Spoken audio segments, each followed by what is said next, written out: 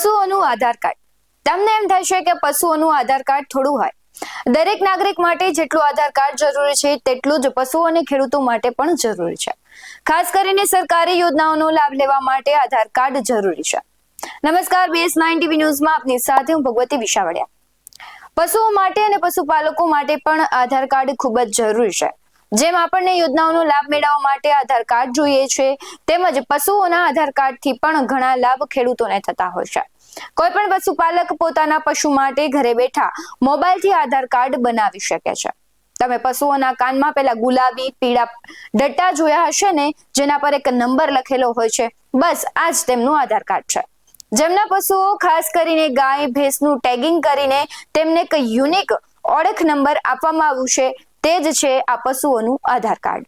પશુઓનું આધાર card બનાવ્યા પછી national dairy development board અને information network four animal productivity and health પર તમારા પશુની દરેક માહિતી સ્ટોર થઈ જાય છે.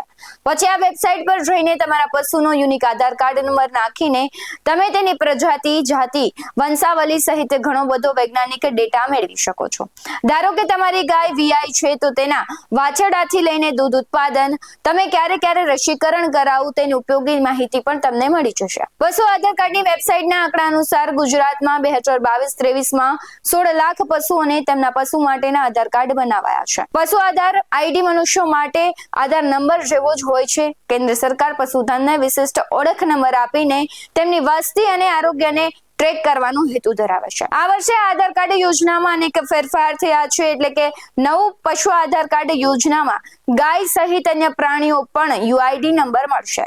આવા જ વધુ અહેવાલો સાથે ફરી મળતા રહીશું. તમે અમારી YouTube ચેનલને સબસ્ક્રાઇબ કરવાનું, અમને Facebook અને Instagram પર ફોલો કરવાનું ભૂલશો નહીં. બાકી નવી અપડેટ્સ મેળવવા માટે આપ જોતા રહો BS9 TV ન્યૂઝ. નમસ્કાર.